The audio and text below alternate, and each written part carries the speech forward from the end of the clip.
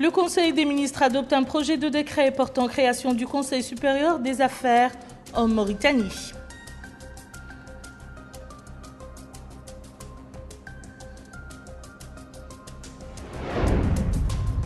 Le ministre de l'Intérieur et de la décentralisation se concerte avec les autorités administratives et les élus locaux du Houd el-Gharbi sur les différents domaines de développement dans la wilaya. La Russie a ordonné la reprise de la fabrication de missiles, jusque-là interdit après la décision américaine de quitter le traité de désarmement nucléaire INF. C'était les titres de cette édition, Madame, Monsieur, bonsoir. La zone franche de Nouadhibou a un nouveau président. Il s'agit d'Ahmedi Tijan Cham, nommé aujourd'hui par décret présidentiel. Je vous le disais dans les titres, le Conseil des ministres s'est réuni ce matin sous la présidence du président Mohamed Ould Abdelaziz. Le Conseil a adopté un projet de décret portant création du Conseil supérieur des affaires en Mauritanie. Le Conseil a par ailleurs suivi des communications présentées par les ministres de l'économie et des finances, du pétrole, de l'énergie et des mines, de la santé et enfin de la culture, de l'artisanat et de relations avec le Parlement. Plus de détails dans le communiqué sanctionnant les travaux du Conseil des ministres que nous livre Mohamed Lemine Ould-Bakar. Le Conseil des ministres s'est réuni ce jeudi 7 février 2019 sous la présidence de son Excellence M. Mohamed Ould Abdelaziz, président de la République. Le Conseil a examiné et adopté les projets de décrets suivants. Projet de décret portant création, attribution, composition et fonctionnement du Conseil supérieur d'amélioration du climat des affaires à Mauritanie. Projet de décret portant nomination du président et des membres du Conseil d'administration de la Caisse nationale de sécurité sociale. Projet de décret portant création d'une société dénommée Société nationale des travaux de dragage. Projet de décret portant nomination du président et des membres du conseil d'administration de la Fondation nationale pour la sauvegarde des villes anciennes. Projet de décret portant nomination du président et des membres du conseil d'administration de l'Office national des musées. Le ministre des Affaires étrangères et de la coopération a présenté une communication relative à la situation internationale. Le ministre de l'Intérieur et de la décentralisation a présenté une communication relative à la situation intérieure. Le ministre de l'Économie et des Finances a présenté une communication relative à l'appui budgétaire de la Banque mondiale. Le ministre du Pétrole, de l'Énergie et des Mines a présenté une communication relative aux réalisations dans les secteurs du pétrole, de l'énergie et des mines 2009-2018. Le ministre de la Santé a présenté une communication relative à l'extension du régime d'assurance maladie géré par la CNAM. Le ministre de la Culture, de l'Artisanat et des Relations avec le Parlement a présenté une communication relative à la création d'une chaîne de télévision parlementaire thématique. Enfin, le Conseil a pris les mesures individuelles suivantes. Ministère des Affaires islamiques et de l'enseignement originel, cabinet du ministre, chargé de mission, Mohamed Abdallahi Ould Sidi Ould Mohamed El-Haj. Ministère du pétrole, de l'énergie et des mines, établissement public, Société mauritanienne des hydrocarbures et du patrimoine minier. Directeur général, Mohamed Ould Moulay Ould Eli Ould Daf. Ministère des pêches et de l'économie maritime, établissement public, chantier naval de Mauritanie, directrice générale, Mahjouba Bint Talib Ould Habib, précédemment directrice générale adjointe de la SNDE. Ministère de l'hydraulique et de l'assainissement, établissement public, Office national des services d'eau en milieu rural, ONSER, directeur général Hassan Gueye.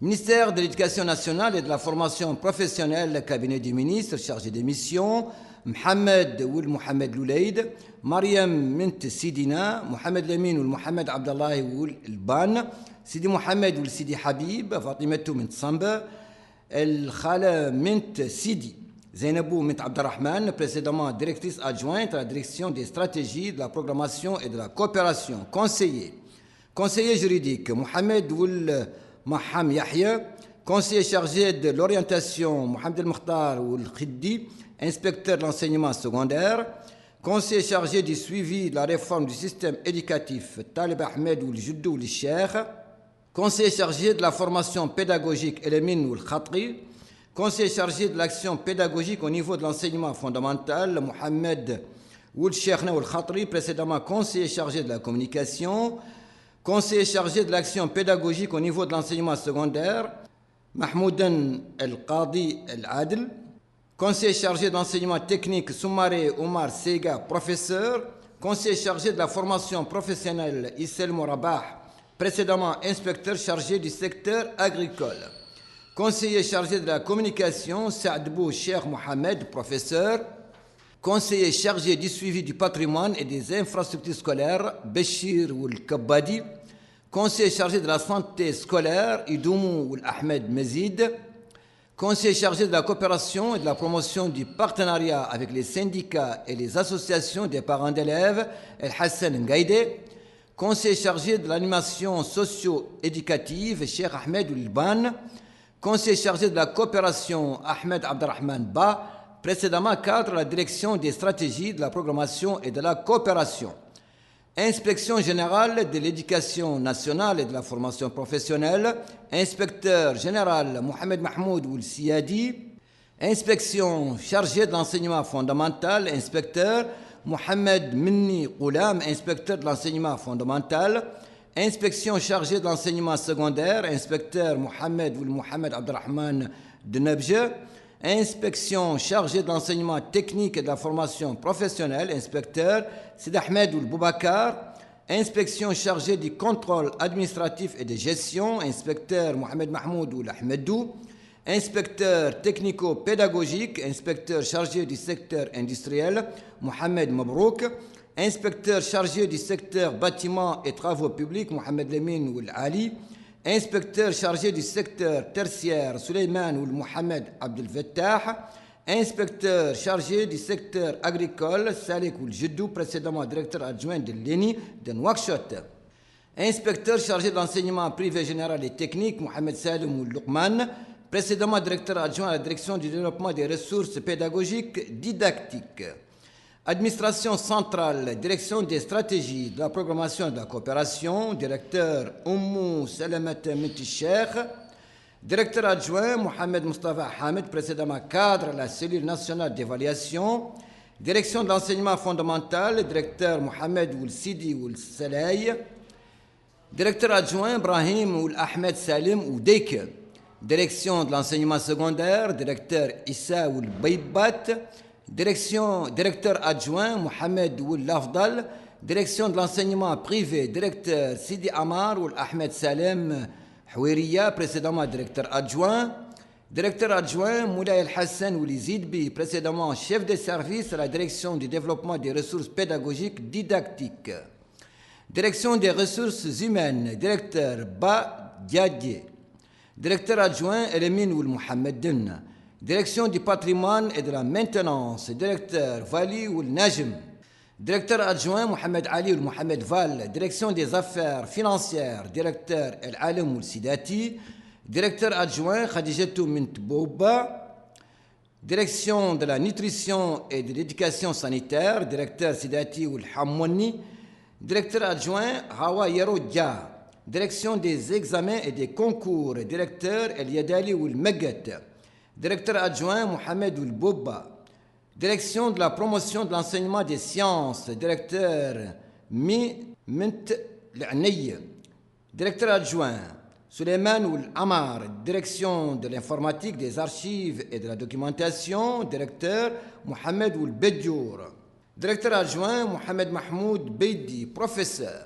Direction du développement des ressources pédagogiques didactiques, directeur Ahmed Oul Mukhtar Salem, précédemment directeur adjoint à la direction de l'informatique, des archives et de la documentation, directeur adjoint El Hussein Oul Mahmoud Ahman, précédemment cadre à la direction de l'animation socio-éducative, direction de l'animation socio-éducative, directeur l'imam Oul Hamoud, directeur adjoint Mohamed Laqdaf Oul Da, direction de la formation technique et professionnelle, directeur Sid Ahmed Oul Yo, directeur adjoint Mohamed Ahmed Oul Rajil, direction de la personnalisation des parcours scolaires et de l'orientation, directrice Savia Mint Bomba, précédemment directrice régionale de l'éducation nationale de la wilaya de Dakhlit Nouadhibou, directrice adjointe Fatou Mint Mohamed Oul Medki, précédemment cadre à l'inspection chargée du contrôle et de gestion, Établissement public,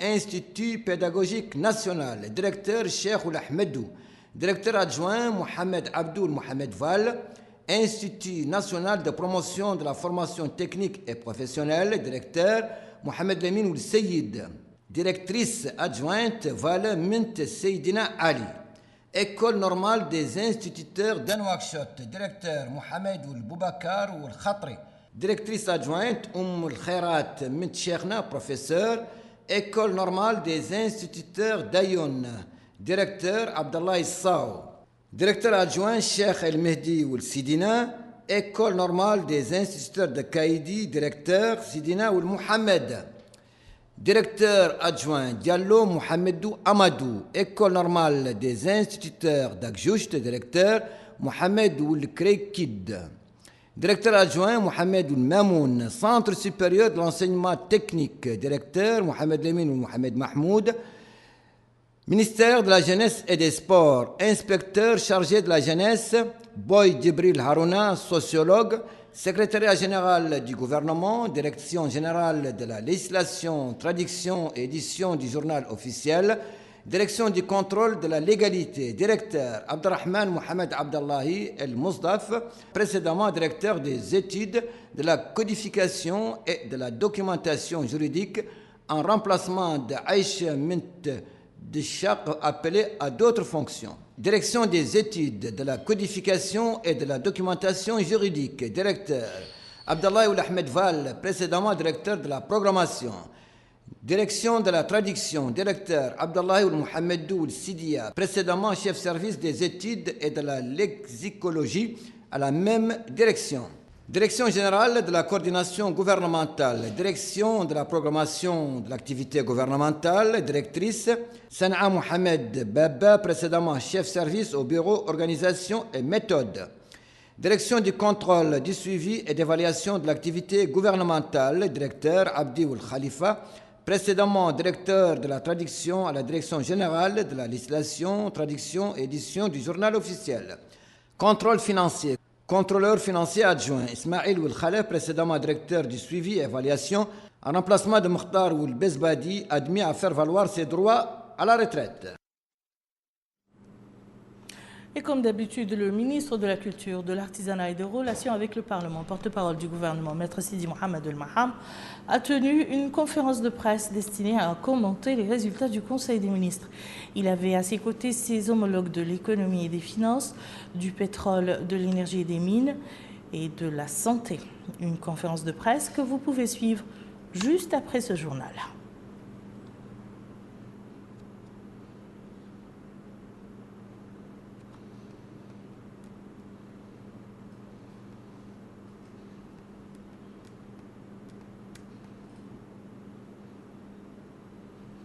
Parlons à présent de la tournée du ministre de l'Intérieur et de la décentralisation dans nos wilayas de l'Est.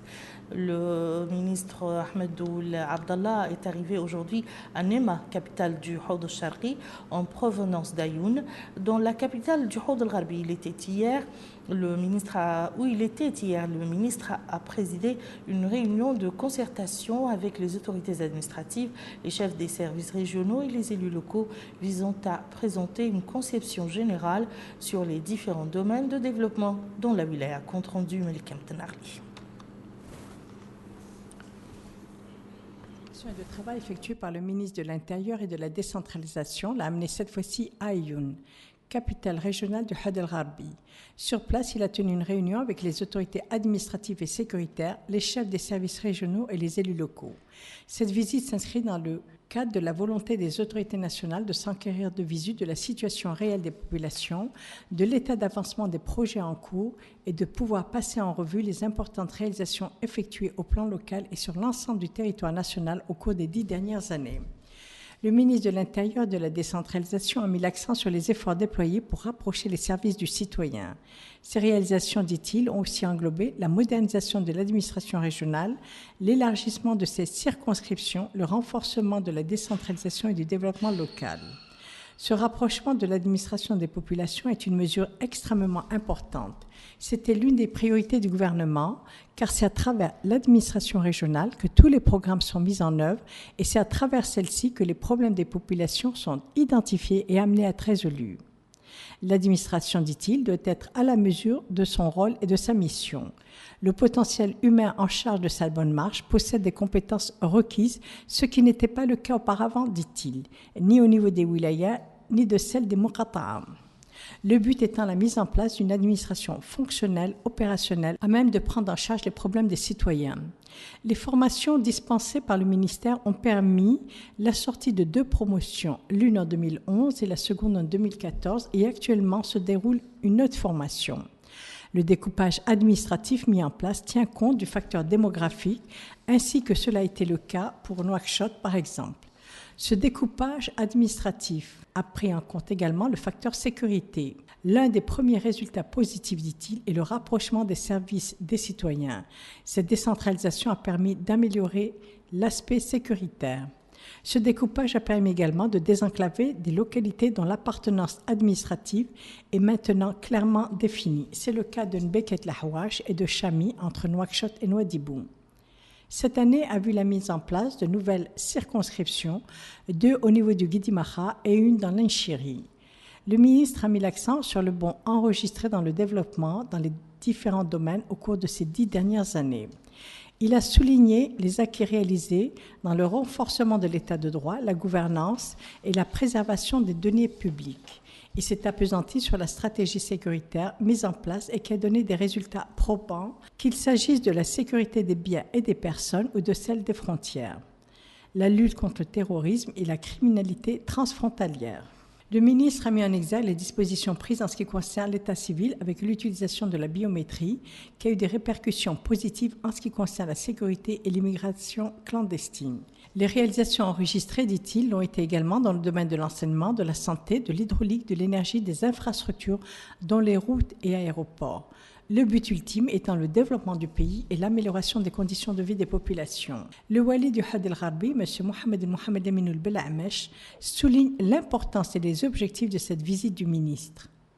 De son côté, le président du conseil régional du Had el-Gharbi, M. Khattar oul-Sheikh Ahmed, et le maire de Ayoun, M. Djeyoul Dey, ont souligné l'importance de cette rencontre et rappelé les différentes réalisations accomplies au cours de cette dernière décennie et l'importance donnée au conseil régional dans le développement local. Les différentes interventions des participants ont mis l'accent sur les nombreuses réalisations accomplies dans la wilaya du Had el-Gharbi en faveur des populations, grâce à l'attention accordée par le président de la République à l'amélioration des conditions de vie des citoyens. Les participants ont présenté les doléances de ceux-ci et les problèmes auxquels ils font face. En fin de réunion, le ministre a répondu aux différentes questions, rappelant que le gouvernement a pour objectif essentiel le développement du pays et l'amélioration des conditions de vie des populations. Plus au nord, à présent précisément à Nouadhibou, pour parler de la promotion de l'habitat social. La ville abrite un projet dont la vocation justement est d'aider les couches vulnérables d'accéder à un meilleur cadre de vie. Il a déjà à son actif près de 1200 unités de logement ainsi que l'aménagement de plus de 500 passerelles destinées à un certain nombre d'enseignants. Bokar Belaba. Ces logements sociaux au nombre de 700 ont été réalisés par l'agence Tadamoun. Ils profitent à environ 4000 familles démunies. L'objectif est de réduire les disparités sociales. En d'autres termes, ces logements sociaux consacrent un principe fondamental, celui du droit d'accès à la propriété foncière pour chaque citoyen. Ainsi, ces femmes s'allient la mise en œuvre de ces logements sociaux. Remercions les pouvoirs publics qui orientent les ressources publiques prioritairement en direction des franges démunies. Le corps enseignant n'est pas en reste. Ainsi, les enseignants du fondamental, secondaire et professionnel bénéficieront des parcelles de terrain aménagées le long de la route Nouadhibou-Nouakchott. Pour la plus grande satisfaction de cet homme qui s'allie à sa juste valeur, la mise en œuvre de ces parcelles de terrain. En somme, ce programme de réalisation de logements sociaux est de nature à améliorer les conditions de vie des populations, notamment les plus démunies. Nous allons à présent parler de la météo et des caprices du climat chez nous. Bien que nous soyons encore en hiver, il arrive que le mercure monte subitement à tel point qu'on se croirait en plein été. Cette fluctuation des températures a-t-elle une explication et quel impact peut-elle avoir sur notre santé? C'est ce que Moussa Ndiaye a cherché à savoir auprès des experts de la météorologie et ensuite au niveau des praticiens. Depuis quelques jours, les Nouakchotois constatent un changement climatique, où certains se posent la question comment se protéger contre la poussière et la fraîcheur qu'apporte l'Atlantique, toute proche du lieu du vent. Ce qui est incompréhensible à Nouakchott. Souvent, il fait chaud, brusquement, le temps change avec un ciel nuageux et le vent de sable souffle. C'est ce qui a constaté cet homme qui explique et met en exergue la nécessité de se protéger contre ces changements climatiques inattendus à Nouakchott. Monsieur Sidi Ould Mohamed Lemine, directeur de prévision météorologique à l'Office national de la météorologie, a déclaré que les Nouakchottois sont en train de vivre depuis quelques jours un climat.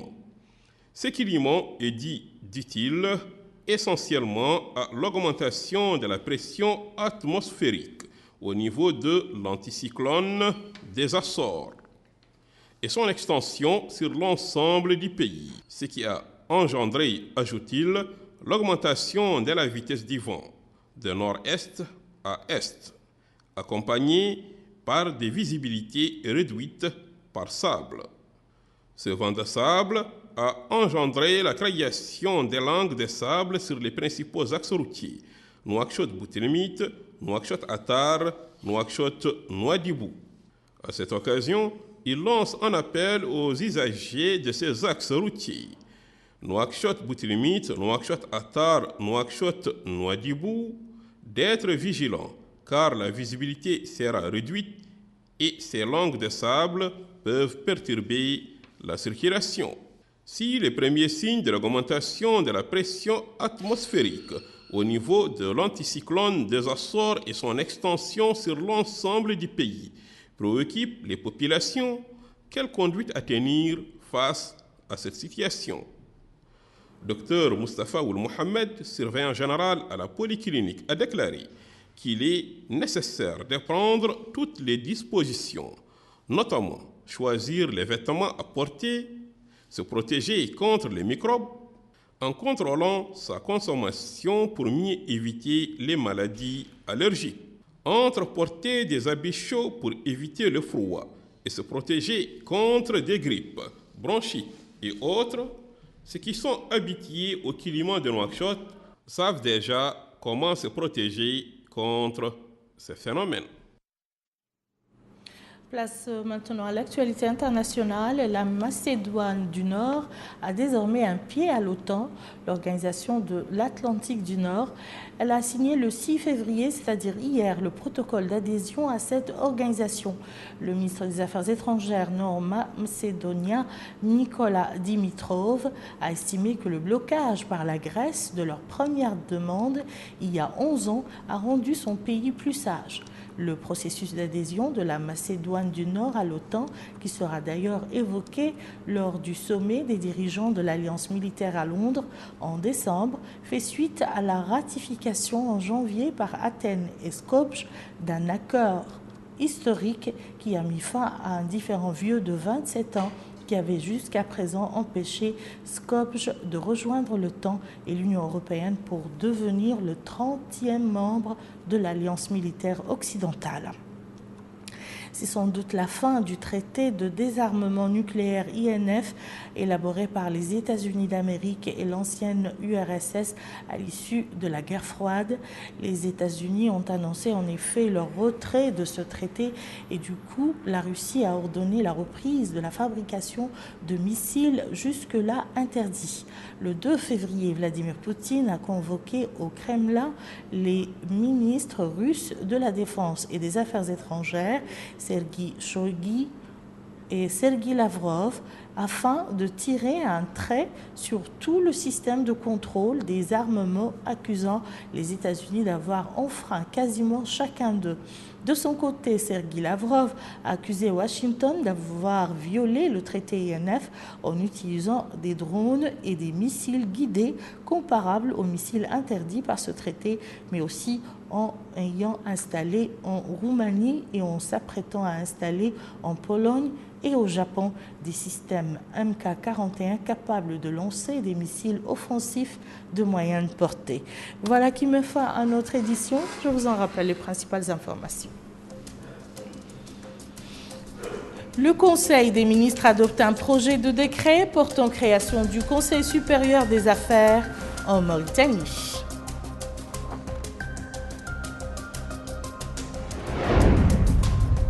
Le ministre de l'Intérieur et de la décentralisation se concerte avec les autorités administratives et les élus locaux du Haut el-Gharbi sur les différents domaines de développement dans la wilaya. Et la Russie a ordonné la reprise de la fabrication de missiles jusque-là interdits après la décision américaine de quitter le traité de désarmement nucléaire INF.